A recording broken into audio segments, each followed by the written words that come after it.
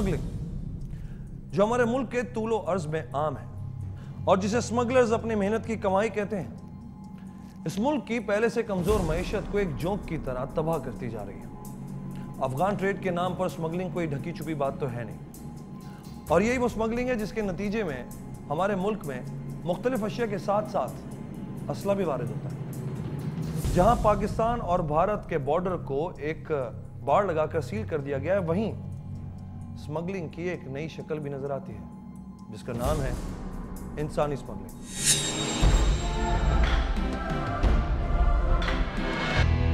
बदकिस्मती से जनूबी एशिया इंसानी स्मगलिंग का हब है और पाकिस्तान का किरदार इसमें बहुत अहम है। पाकिस्तान एक ऐसा मुल्क है जहां से लोग गैर कानूनी तरीकों से बैरून मुमालिक जाते हैं और इसके साथ साथ ही इसी इंसानी स्मगलिंग के जरिए हमारे मुल्क में दाखिल होने वाले लोगों की तादाद कम नहीं।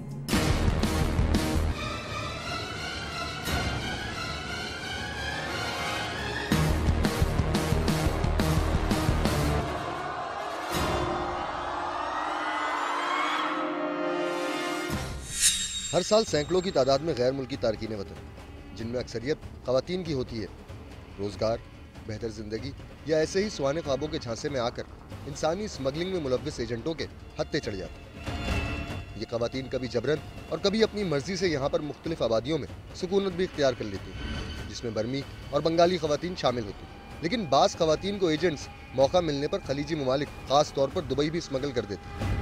अक़वाम मुत्तहिदा की रिपोर्ट्स के मुताबिक बंगाली ख़वातीन अक्सर भारत के रास्ते पाकिस्तान में दाखिल होती हैं, जिसके लिए एजेंट्स बांग्लादेश में इन औरतों और लड़कियों को 5 से 7 हज़ार में खरीदते हैं। बांग्लादेश से भारत में दाखिल होने पर 3 शहरों मुंबई, कलकत्ता और हैदराबाद में इन ख़वातीन को आर्जी तौर पर उनके एजेंटों की तरफ से रिहाइश दी जाती है। इसके बाद भारतीय एजेंट्स पाकिस्तान में अपने साथियों के साथ रब्ता करते हैं, जो हालात साजगार होने पर इन ख़वातीन को पंजाब के रास्ते सरहद पार करवा देते हैं।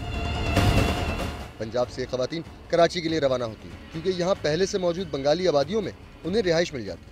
यहाँ इन ख़वातीन को एजेंट्स एक दूसरे से ख़रीदते भी हैं, जिसका मकसद इन ख़वातीन का जिनसी इस्तेहसाल और जिनसी कारोबार में इस्तेमाल करना होता है। पाकिस्तान के अंदर इन तमाम उमूर की जाँच पड़ताल और रोकथाम के लिए FIA यानी फेडरल इन्वेस्टिगेशन एजेंसी के अलावा कोस्ट गार्ड और दीगर इदारे अपनी अपनी जिम्मेदारियाँ अंजाम दे रहे हैं। क्योंकि हम तो उनका जो हमारे लीगल रूट्स हैं, एयरपोर्ट हो गया या कोई बाई ट्रेन हो गया, अगर वो इंडिया से आते हैं तो बांग्लादेश के लिए तो सिर्फ बाई एयर ही है, तो उनके हम वीज़ा जो है वही चेक करते हैं। हमारी जो एम्बेसी है ढाका के अंदर, वो जितने बंदों को वीज़ा इशू करती है मंथली या वीकली, वो स्पेशली वीकली हमें स्टेटमेंट वहाँ से फैक्स करती है। अगर उसके बावजूद भी हम देखते हैं कि अगर कोई इसका उस लिस्ट में नाम नहीं है और वीज़ा भी इसका फॉर्ज है, तो हम उसको डिपोर्ट कर देते हैं। जहाँ बात आती है इन ख़वातीन की जिनसी इस्तेसाल और ख़रीदो फरोख्त की, तो उनके ख़रीदार भी बहुत हैं और बेचने वाले भी बहुत हैं।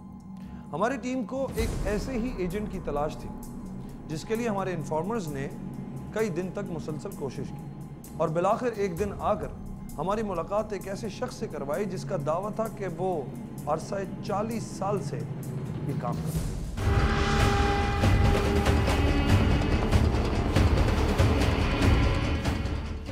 इंसानी स्मगलिंग में मुलव्विस एजेंट्स को ढूंढना मुश्किल काम था, लेकिन उससे भी ज़्यादा मुश्किल काम था उससे मुलाकात।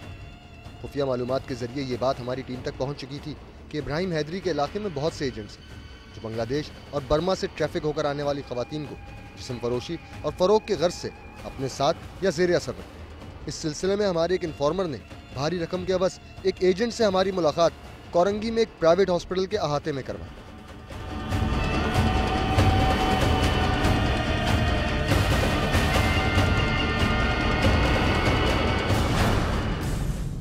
खतरात से भरपूर इस काम में सबसे बड़ा खतरा था जान का खतरा, क्योंकि हमारे टीम मेंबर की किसी भी छोटी सी गलती का मतलब था कि इस माफिया में मुलव्विस लोगों की इज्जत में आना, और खतरा फिर वही जान का।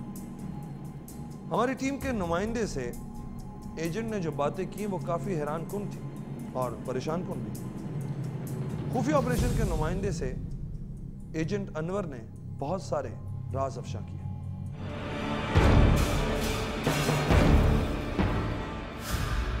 इन्फॉर्मर के जरिए होने वाली इस मुलाकात में हमारा मकसद यानी किसी बर्मी या बंगाली लड़की को खरीदना था, जो कि पहले ही एजेंट को बता दिया गया ताकि एजेंट आसानी से मुलाकात के लिए राजी हो जाए। दूसरी सूरत में उसका मिलना नामुमकिन था। हमारे इन्फॉर्मर के मुताबिक एजेंट अनवर खरीदो फरोख्त के साथ साथ प्रोस्टिट्यूशन के लिए भी बंगाली, बर्मी और पठान औरतों को सप्लाई करता है। वैसे अगर जो आप बता रहे थे कि आप फार्म हाउस के लिए जैसे अगर हम लेके जाएँ, मुझे समझ लीजिए पूरा दिन का 5 से नीचे जाएंगे नहीं कोई। अच्छा, 5 से नीचे कोई नहीं जाएंगे। 5 तक में हो जाएगा काम? यहीं से उठानी पड़ेगी चिन्नूट से? हाँ। एजेंट अनवर ने मजीद बताया कि किसी लड़की को फरोख्त करते वक्त जाली निकाह भी किया जाता है, जिसके लिए काजी और गवाहों का इंतजाम वो खुद करता है। इस तरह ये बात वाजे हुई कि इस एजेंट का मजबूत नेटवर्क बहुत आसानी से इन लड़कियों को बैरून मुल्क भिजवा सकता है। दिखाने का, शादी करवाने का सारा मसला इधर ही होता है। यहीं शादी हो जाती है? इधर ही करवा दो। वो खर्चा देकर चले आते हैं हम लोग। 3 दिन के अंदर अंदर बंदोबस्त करके उनके नंबर पर मैं फ़ोन करते भाई आप लोग आ जाओ। सही है। आ गए और सब कुछ मसला यहीं से करवाया मैंने, इसी चिन्नौर अस्पताल के अंदर से। अच्छा, सबका? सबका मैं पहुँचा के जाता हूँ मैं खुद। ज़बरदस्त। छोड़ने के लिए भी मैं जाता हूँ। तो ये गवाह ववा तो सब आप ही ले आते हैं ना? हाँ, सब ले आता हूँ, गवाह गवाह सारा, काजी वाजी सब? सब काजी वाजी सब ले आता हूँ।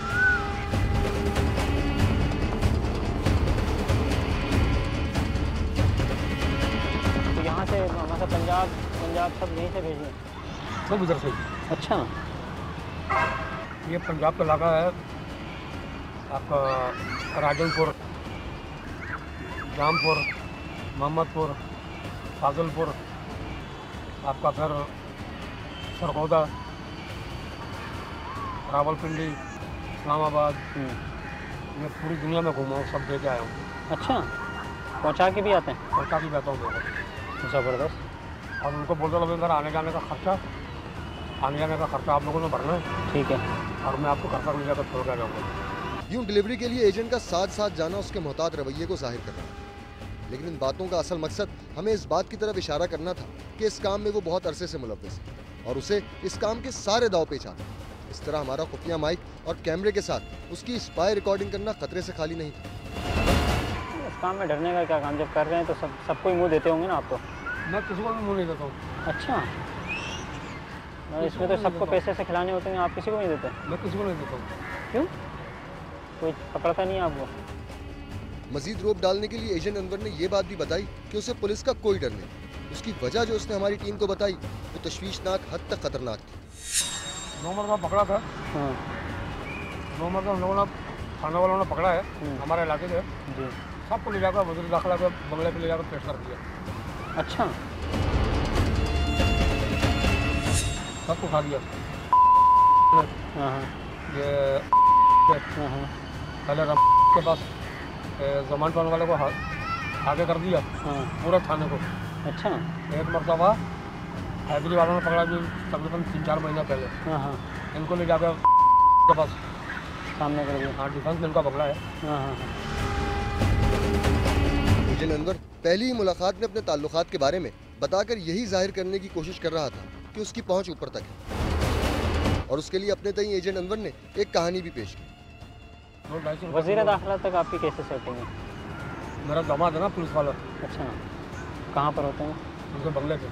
अच्छा, ठीक है, इसलिए सेटिंग है अच्छी है।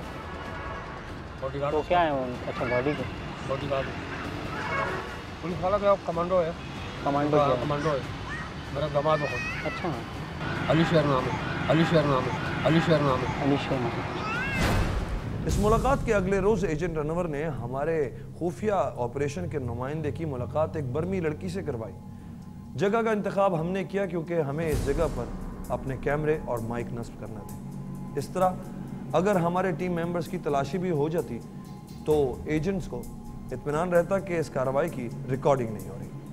हमारी टीम की मुलाकात एक ऐसी लड़की से करवाई गई जिसकी मुबैना माँ उसे फरोख्त करना चाहती थी।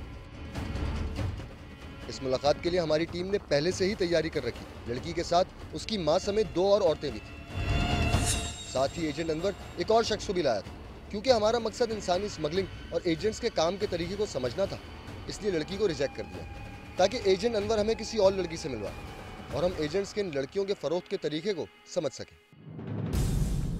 खतरात से भरपूर इस काम में जहां हमारी टीम ने बहुत सारे रिस्क लिए, वहां एहतियात से भी काम किया। एजेंट अनवर से दोबारा राब्ता किया गया ताकि इस मामले में मजीद तफसीलात जमा की जा सके और इसी दौरान इस बात की तस्दीक भी हुई कि एजेंट अनवर लड़कियों के खरीदो फरोख्त में भी शामिल है और प्रोस्टिट्यूशन के लिए लड़कियां फराहम करता है। चंद दिन बाद कराची में कयूमाबाद के इलाके में खुफिया ऑपरेशन की टीम के नुमाइंदे को एजेंट अनवर ने बुलाया।